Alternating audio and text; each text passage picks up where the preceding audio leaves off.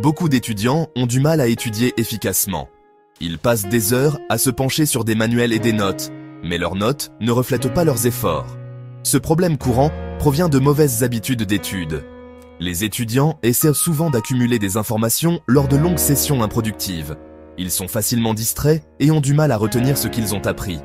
La bonne nouvelle est qu'il existe des techniques éprouvées pour améliorer les habitudes d'études et booster les performances scolaires. Deux de ces techniques sont la technique Pomodoro et les cartes mentales. Ces techniques offrent des approches structurées de l'étude qui peuvent transformer l'apprentissage d'une corvée fastidieuse en un processus plus engageant et efficace. Elles aident les étudiants à se concentrer plus longtemps, à mieux organiser l'information et, en fin de compte, à obtenir de meilleurs résultats avec moins de temps passé à étudier. En comprenant et en mettant en œuvre ces techniques, les étudiants peuvent travailler plus intelligemment et non plus durement, et libérer leur plein potentiel académique.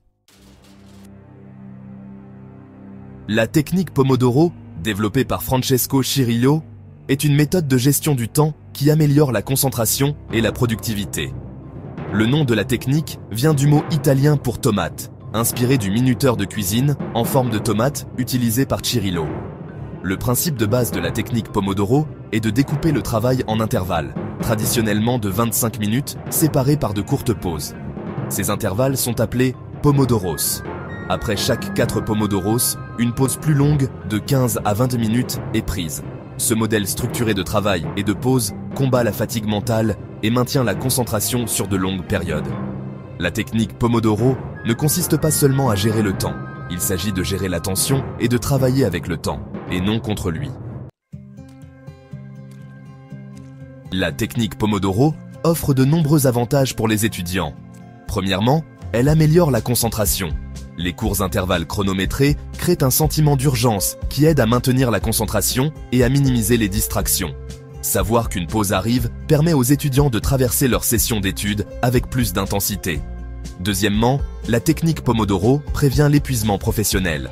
Les pauses régulières permettent à l'esprit de se reposer et de se recharger, évitant la fatigue mentale qui peut conduire à la procrastination et à une productivité réduite. Cette approche structurée rend l'étude plus gérable et moins intimidante. Troisièmement, la technique Pomodoro favorise une meilleure gestion du temps. Décomposer de grandes tâches en Pomodoro plus petits et plus faciles à gérer rend la charge de travail moins écrasante. Les étudiants peuvent suivre leur progrès et estimer le temps requis pour les tâches futures avec plus de précision. Enfin, la technique Pomodoro aide à réduire la procrastination.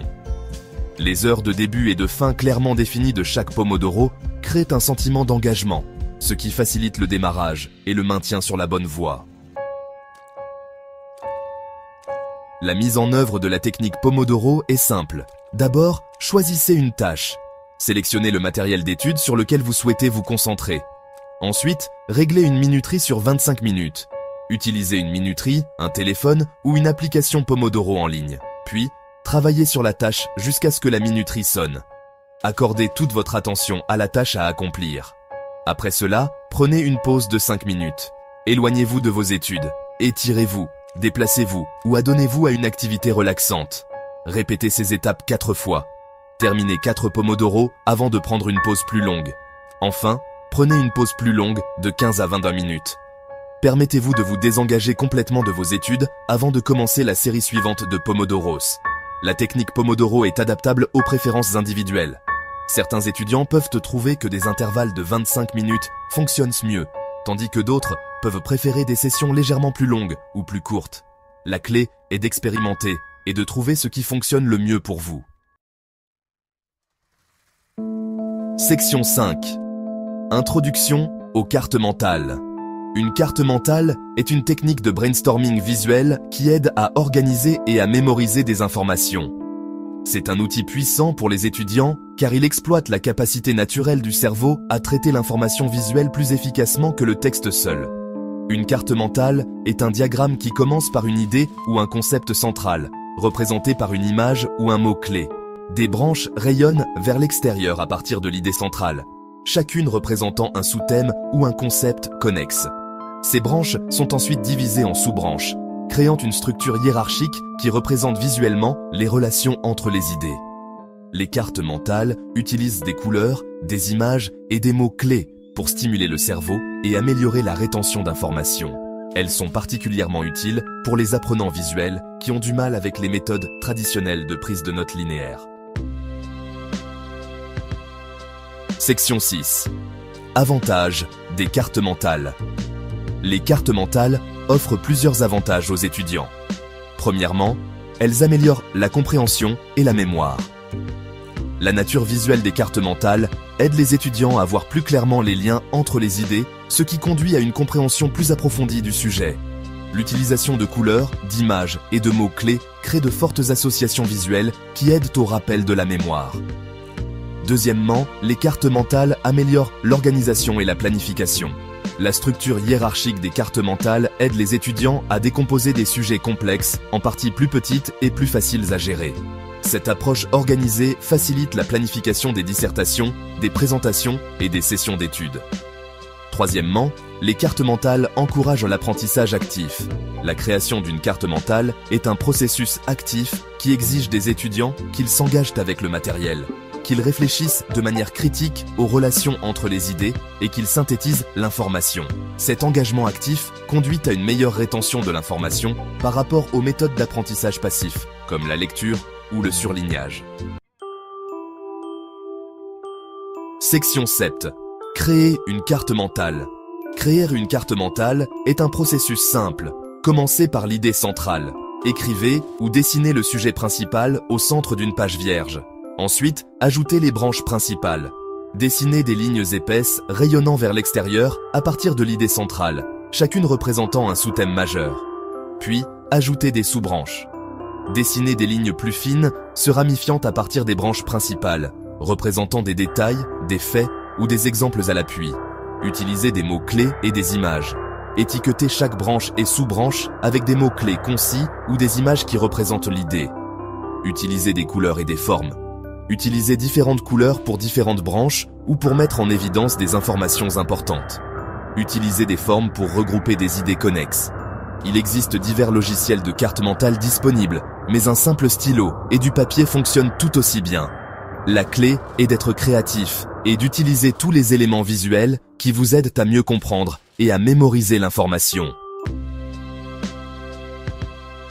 Section 8. Combiner Pomodoro et carte mentale.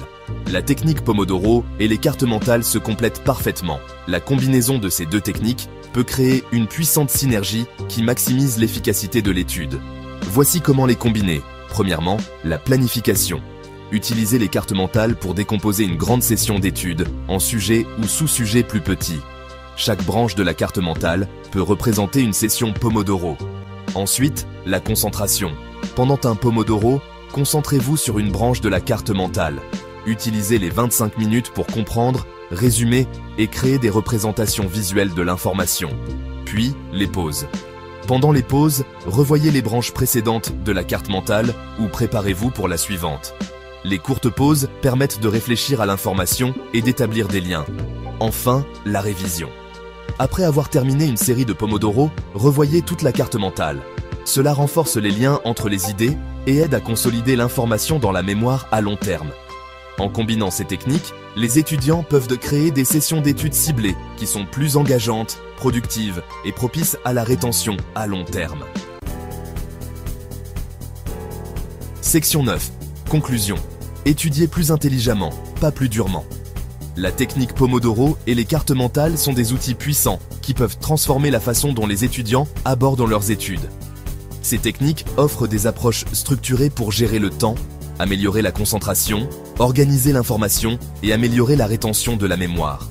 En mettant en œuvre ces techniques, les étudiants peuvent se libérer des mauvaises habitudes d'études et libérer leur plein potentiel académique. La clé est d'expérimenter, de trouver ce qui fonctionne le mieux pour vous et d'être constant. N'oubliez pas qu'il ne s'agit pas d'étudier plus dur, mais d'étudier plus intelligemment. Alors, adoptez ces techniques, travaillez avec votre temps et regardez vos performances scolaires s'envoler.